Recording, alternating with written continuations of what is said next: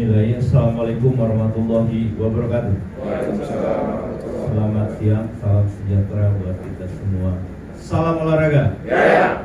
Yang saya hormati Bapak Gubernur Provinsi Riau, yang dalam hal ini diwakili oleh Bapak Kadispora. Yang saya hormati, saya banggakan pengurus Kolonial Provinsi Riau yang sempat hadir di ruang ini atas nama pribadi dan organisasi pengurus pusat PBSI. Kami mengaturkan turut bela sungkawa atas meninggalnya Ketua Umum KONI Provinsi Riau, karena waktu saat meninggal saya sudah mendapatkan beritanya dan saya berkoordinasi dengan Pak Eri dan KONI Pusat. Ternyata betul berita meninggalnya Ketua Umum. Sekali lagi atas nama pengurus pusat kami turut bela sungkawa. Yang saya hormati, saya banggakan saudara Ketua Umum Pemprov PBSI Riau Bapak Eri. Yang saya hormati saudara panitia, yang saya cintai, saya banggakan seluruh ketua, sekretaris atau utusan dari Pemkab, Pemkot se-Provinsi Riau yang sempat hadir di ruangan ini.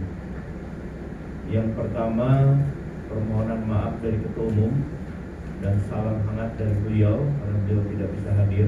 Ketua Umum kita adalah Ketua BPK RI yang luar biasa sibuknya, dan permohonan maaf beliau tidak bisa hadir. Begitu juga salam dari Pak Alex Tirta selaku Ketua Harian, sehingga mewakilkan saya untuk hadir di ruangan ini menghadiri Musprov Riau.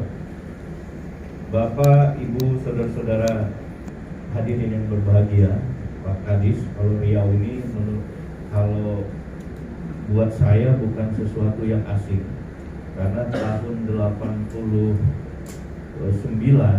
saya itu sudah masuk Riau, ada acara pertemuan koperasi. Waktu itu saya Ketua Umum Koperasi Mahasiswa di Universitas Lampung, zamannya mahasiswa tahun 89, dan saya ketemu Pak Kadisnya orang Lampung, serupa namanya itu, orang Lampung, dan saya berdialog dengan beliau. Kemudian tahun 90-an saya masuk lagi Riau, acara PBHMI, acaranya di Dang Merdu. Oke, saya tanya Dang Merdu itu mana gedungnya, rupanya jadi Bank Riau sekarang ya. Saya sudah masuk di situ dulu, ribuan mahasiswa HMI ada di situ, dan saya kos di rumah 1 minggu dulu bersama tim dari Lampung, di belakang Dang Merdu. Saya nggak tahu persisnya di mana itu. Kemudian masuk lagi ke Riau pas terpilihnya Pak Eri jadi Ketua Umum Pemprov, yang sebelumnya saya menjadi PLT di sini, PLT PBSI Riau. Jadi saya sempat jadi Ketua PBSI Riau 1 bulan kalau tidak salah ya Pak Eri. Jadi apapun bentuknya saya sudah mengukir bahwa saya juga pernah jadi Ketua Umum di sini, walaupun hanya 1 bulan. Ya, hari ini saya datang kembali ke sini untuk Musprov yang sama 4 tahun yang lalu, dan kita berharap Musprov ini akan menghasilkan sebuah keputusan yang baik, karena di dalam Musprov itu tidak boleh dihindari adalah mengevaluasi laporan kegiatan atau pertanggungjawaban pengurus yang lama, kemudian membuat program yang baru untuk ke depan, kemudian juga mengevaluasi, yang terakhir ada memilih ketua umum, sekaligus dijelmakan menjadi penyusunan kepengurusan ke depan. Ini tidak bisa ditawar. Kenapa dilaksanakan hari ini dan kita setujui, dan harusnya habis Pak Eri dan kawan-kawan kepengurusannya di bulan 7 ya, tanggal 18 kalau tidak salah. Di dalam ADART kita menyatakan bahwa Musprov dilaksanakan sebelum berakhir. Kalau sebelum berakhir itu ya bisa 3 bulan, bisa 2 bulan, bisa 1 hari, bisa juga saat tanggal 18 ya kalau tidak salah berakhirnya, bisa juga. Tapi kalau udah tanggal 19 bulan 7 mati namanya kepengurusan, nggak bisa lagi dilaksanakan. Makanya Pak Kadis, Pak Ketua KONI bahwa satu hari saja di PBS ini habis masa kepengurusan, kita langsung PLT kan. Artinya dia tidak mampu mengadakan Musprok.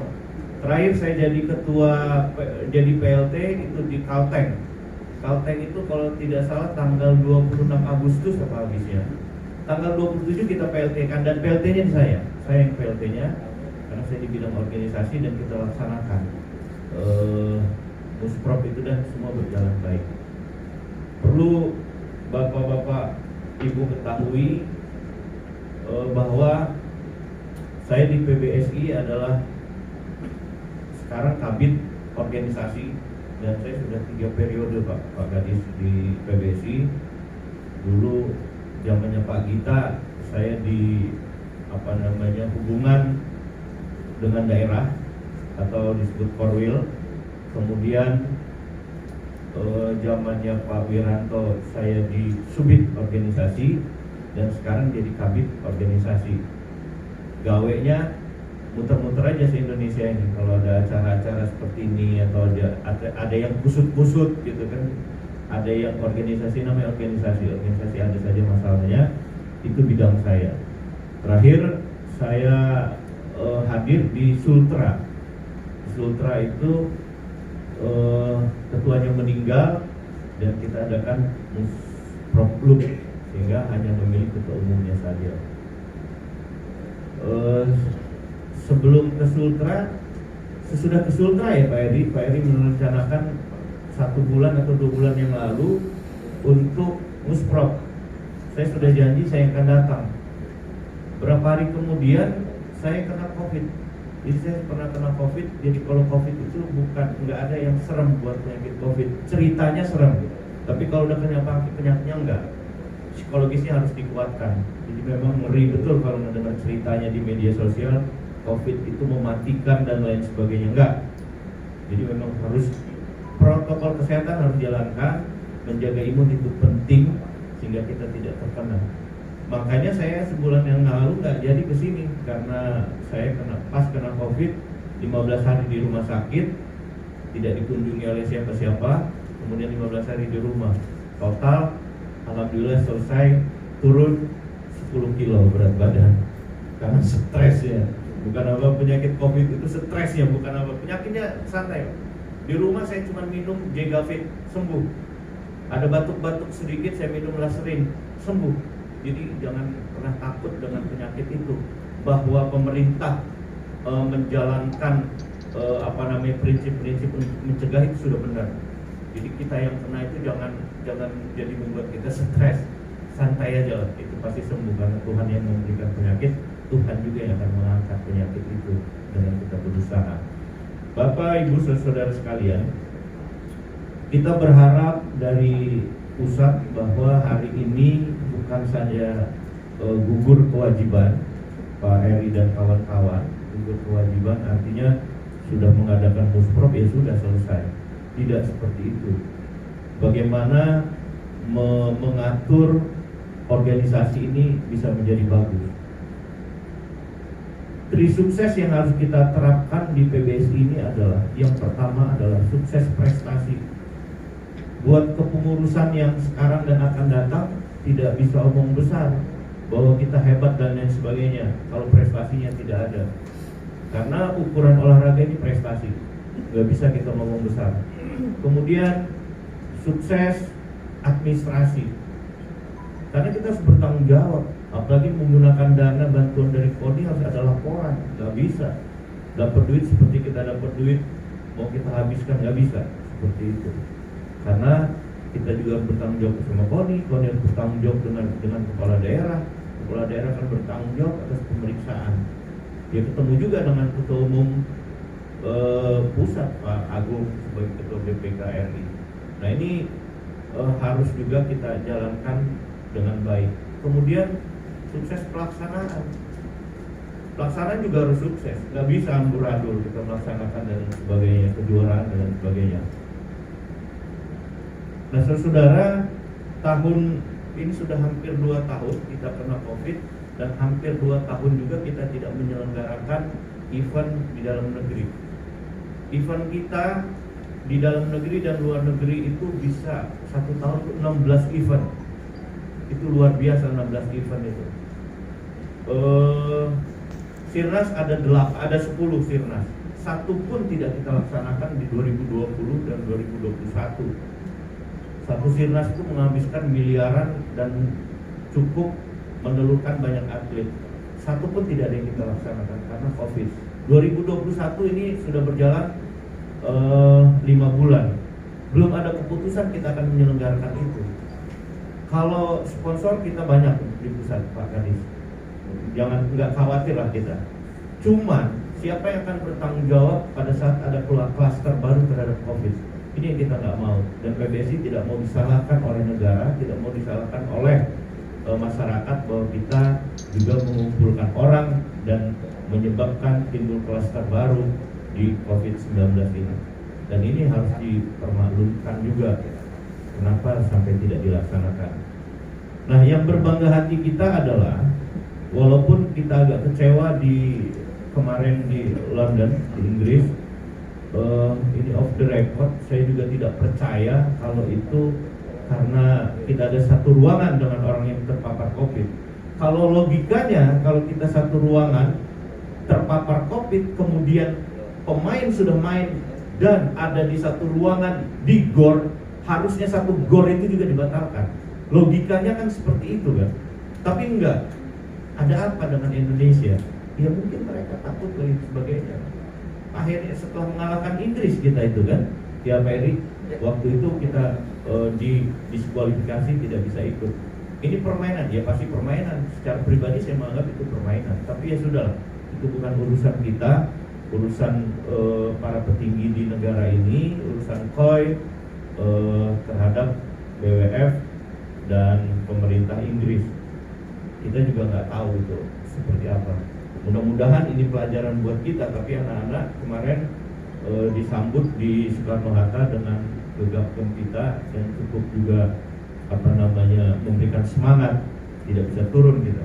Dan satu-satunya olahraga, cabang olahraga yang bisa mengibarkan bendera merah putih di Olimpiade adalah bulu tangkis. Dan budaya itu kita tidak pernah tidak dapat, kita selalu dapat. Mudah-mudahan di tahun ini kita nggak ada masalah, tidak ada kendala. Memang kita target juga tidak banyak, tapi kita harus mendapatkan itu. Dan kemarin terakhir Pak Ketua KOI Raja Sabta sudah mengunjungi pelatnas kita untuk pembinaan atlet. Dan mudah-mudahan doa dari kawan-kawan di Riau ini bisa kita lolos di Olimpiade dan membawa pulang emas sebanyak-banyaknya tentunya dengan berbagai strategi yang sudah kita terapkan.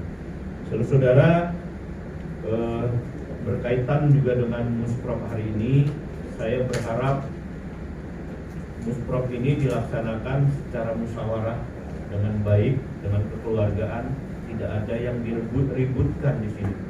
Bulu tangkisnya apa? Tidak ada duitnya. Dari mana?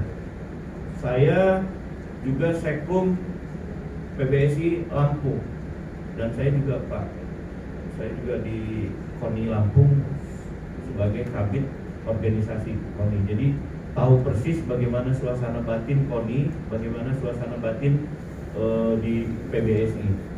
Kalau bicara dana se-Indonesia, masalahnya dana. Pembinaan itu masalah keterbatasan dana. Tapi ya dengan keterbatasan itu tidak menyurutkan kita untuk kita tidak mempunyai prestasi. Dari data SI yang sudah kita kembangkan dulu, waktu pertama kali data SI meluncur, Riau ini di bawah Lampung. Data validasi atlet Riau. Sekarang Riau jauh meninggalkan Lampung, sudah ribuan. Sementara Lampung belum sampai ribuan. Nah, artinya ini adalah perkembangan yang baik. Ada keseriusan dari kawan-kawan kabupaten kota untuk melaksanakan, dibantu juga dengan provinsi untuk saling bersinergi. Yang paling besar memang Jawa Timur. Wajar Jawa Timur kan ada 30 hampir 40 kabupaten kota di sana. ribuan udah, mungkin sudah 50.000 atlet yang mungkin di Riau ini kan kita selalu update. Dan ke depan, saudara yang ada di kabupaten kota, jangan enak-enak juga. Besok akan kita evaluasi dari SI PBSI bahwa minimal 3 harus punya klub kabupaten kota itu. Ini akan kita evaluasi terus. Jadi kalau nggak kerja, kabupaten kota nggak punya klub, apa yang dikerjain gitu kan? Kita membina prestasi, bukan membina organisasi saja. Nah ini harapan kita ke depan melalui Pak Eri sebagai pengurus yang sekarang dan kawan-kawan, kemudian nanti kepengurusan ke depan 2021-2025 lebih bisa bersinergi lagi, lebih bisa semangat lagi untuk bisa mengembangkan olahraga bulu tangkis. Karena di Porwil lalu kita lolos ya Pak ya, kita lolos, tapi kemarin urutan ketiga Pak, dapat medali merah ya, perunggu ya, di perorangan, di perorangan, tapi beregu di di perorangan ya, beregu enggak, karena saya putra putri di Lampung kita dapat perak di Porwil kemarin, putra putri kan, oke tim kita berangkat semua. Bicara Jawa, betul apa yang disampaikan tadi, Jawa luar biasa. Tapi bukan berarti kemudian kita tidak ikut. Olahraga ini kan ada faktor lucknya juga kan, ada faktor keberuntungan juga. Pas main kakinya terkilir, apa? Iya kan? Terus sakit perut segala macam lah bisa dimungkinkan untuk itu. Jadi tidak ada yang bisa menyurutkan bahwa kita Sumatera, kita juga harus berani melawan itu. Berani melawan itu sehingga kawan-kawan paling tidak berimbang lah dengan Jawa itu. Memang pembinaan atletnya luar biasa. Di sana kumpulnya uang, di sana kumpulnya kekuasaan, di sana kumpulnya pengusaha, di sana kumpulnya sponsorship. Jadi mau apa lagi gitu. Di daerah sama. Pak Eri ini ngeluh-ngeluh juga sama saya soal sponsor. Iya sama juga. Kita juga ngeluh-ngeluh juga di daerah lain. Dan saya sudah keliling di 34 provinsi itu masalahnya sama. Ya udah urusan dana uang dan segala macam. Kita nggak bisa memberangkatkan atlet pakai uang mepet-mepet gitu. Ongkosnya sudah berapa, hotel sudah berapa. Atlet itu walaupun sedikit dikasih honor-honor juga kalau diberangkatkan ke luar daerah kan. Ini juga memberatkan kita, tapi karena kita punya komitmen yang orang bilang tadi ngurus olahraga ini agak gila-gila sedikit, ya itu juga kan. Kalau mau ngandelin uang APBD mati kon itu, bagi-baginya kayak mana kan. Sekarang di Lampung itu lebih kurang 60 miliar Pak untuk persiapan PON. Udah hitungan secara nasional, sudah koordinasi sama kawan-kawan di daerah itu, satu atlet itu untuk di PON Papua ini lebih kurang 50 juta. Dia di situ ongkos, di situ hotel, di situ makan, di situ pakaian, di situ honor atlet. Jadi nggak mudah kita. Ditambah lagi Papua ini ribut terus kan, nggak keluar-keluar tambah juga orang ciut. Tapi mudah-mudahan ke depan, berapa bulan ke depan kita akan baik Papua, dan kita berdoa PON ini tidak ditunda lagi dan kita dilaksanakan dengan baik. Dan Pak Eri nanti ketemu dengan saya juga masuk tim di 10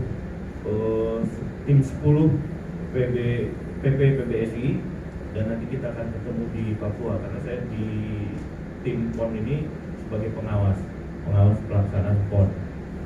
Dan saudara, itulah sedikit informasi dan sambutan dari saya mewakili Ketua Umum. Saya berharap mari kita kedepankan musyawarah mufakat. Pemilihan bukan tidak bagus tapi akan lebih elok lagi kalau kita bermusyawarah. Siapapun ketuanya nanti tidak ada yang menang, tidak ada yang terkalahkan. Biasanya kalau orang menang jumawa, kalau kalah akan kecewa. Ini menjadi bibit-bibit kita untuk tidak baik ke depannya untuk membina organisasi. Harapan kita untuk lebih bagus lagi. Cuman ada sedikit kritik saya terhadap spanduk ini Pak Edi. Spanduk di kanan saya itu lambang koknya bukan seperti itu. Koknya bergerigi. Kalau itu kan rata. Itu mungkin kesalahan di percetakan ya. Tapi akan berbahaya kan kalau dilaksana, kalau terus-terusan rata gitu seperti itu. Karena ini bidang saya, organisasi. Sudah 3 periode ini saya selalu ada di tim ADRT. Jadi saya tahu persis. Ada itu memang saya nggak bisa ngapal ADRT, tapi saya tahu maunya apa ADRT itu sama PO itu. Makanya ada informasi bahwa Pak gimana kalau kita robah-robah dikit, ya nggak bisa dirobah. ADRT harus dipatuhi Pak Jipen. Sebagai ketua panitia patuhi itu. Kalau nggak mau ikut omongan saya di sini, ya nggak apa-apa, silakan laksanakan. Saya akan batalkan di pusat. Kalau tidak sesuai dengan ADRT, nggak bisa. Soal yang dimusyawarahkan kita musyawarahkan, tapi ADRT nggak bisa ditawar. Seperti itulah. Marah aja sama ADRT, jangan marah sama saya. Ya kan, semua harus kita patuhi. Soal Anda tidak tahu dengan ADRT atau PO, seperti undang-undang kita. Undang-undang ini berlaku sejak tanggal ditetapkan. Mau Anda tahu atau tidak terhadap undang-undang itu, negara sudah mengakui dan harus Anda tahu. Nggak boleh nggak tahu. Itulah undang-undang. Begitu juga ADRT. Kenapa Anda nggak tahu? Ya saya nggak tahu. Kenapa Anda nggak tahu? Harus baca kan kayak gitu kan. Jadi itu harapan saya. Tapi di dalam musyawarah ini ada hal-hal yang bisa kita musyawarahkan. Selama dia tidak melanggar ADRT dan PO, monggo kita laksanakan dengan baik, dengan pertanggungjawaban. Kemudian segala sesuatu dokumen yang menyangkut musyawarah hari ini diperbaiki, dikumpulkan, didokumentasi, baru kirim ke pusat. Dan juga ada rekomendasi KONI, ya kan? Karena itu organisasi induk kita, tolong hargai KONI. Jangan mau lewat-lewat aja, mentang-mentang bukan KONI yang meng-SK-kan, KONI provinsi dilewat-lewatin, nggak bisa. Akan saya tolak itu kalau tidak ada rekomendasi KONI. Jadi memang aturannya seperti itu. Jadi kita saling menghargai. Sekali lagi atas nama Ketua Umum PBSI, saya mengucapkan selamat mengadakan musyawarah, selamat bermusprok. Mudah-mudahan menelurkan program kerja dan menelurkan dan melahirkan pemimpin yang baik ke depannya.